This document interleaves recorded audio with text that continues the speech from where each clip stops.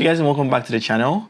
I haven't done beauty shoots in a while, so I was excited when my friend Amanda, who is a makeup artist, asked me to collaborate with her on this one. And to bring you all along on the journey, I decided to squeeze in some BTS clips and share with you right here on the channel. So subscribe if you haven't, and also why don't you just share this link with a friend. Now let's get into the video.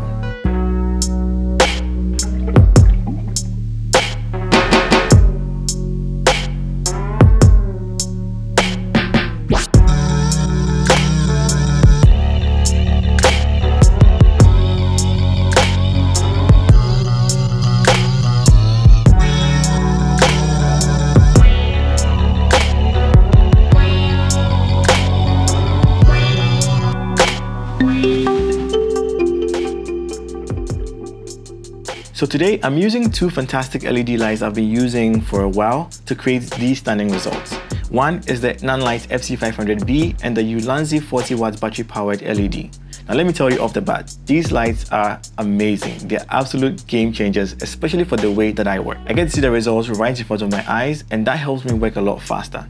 So if I look through my camera and the lights aren't positioned well, or maybe they are just too bright or too dark, I can fix that in real time. And that is why I love using LEDs these days. But it's not all positive. And that's because LEDs in general get warm over time, especially if you shoot in small spaces. So you will have to get some form of ACs, especially if you don't want your models to sweat. All right, now getting back to the shoot. My main light, which is the 500B, was modified with the 45-degree deep focus reflector.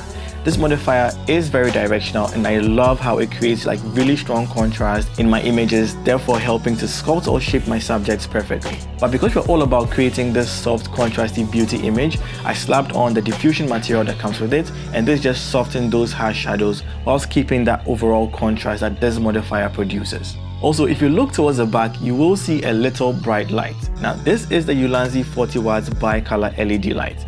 This little powerhouse served as my secret weapon as it acted as my edge light, and the edge light is what makes my subject pop.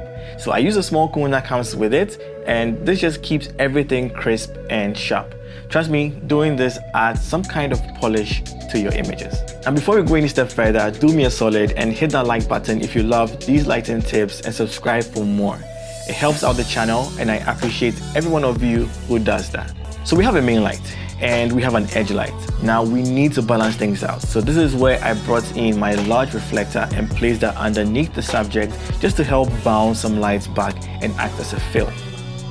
What this does is it just helps in filling in the shadows and create some kind of gentle gradation of light throughout the image. So I get into equipment. I use my Canon R5 and the Sigma 85 1.4 out lens. You'd also notice I'm shooting at 1/250 on the shutter speed. This ensured razor sharp images, as constant LED lights can create motion blur, especially if you shoot with slower shutter speeds. I then opened up to f3.2 for that perfect blend of depth of field, where my focus points stay in focus whilst the rest of the image just melts into a slight blur. I also kept my ISO at 400 in order to get the exposure that I needed to bring these images to life.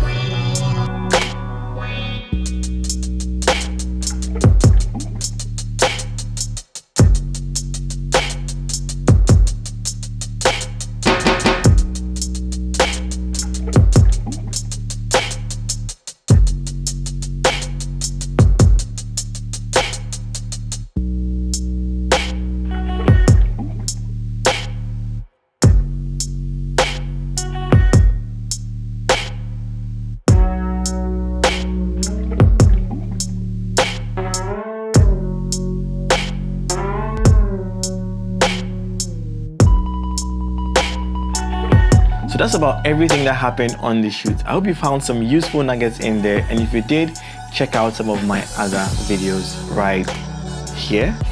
I'm going to leave them on the screen, and until the next time, keep creating and capturing those amazing magical moments. I'll see you guys in the next one.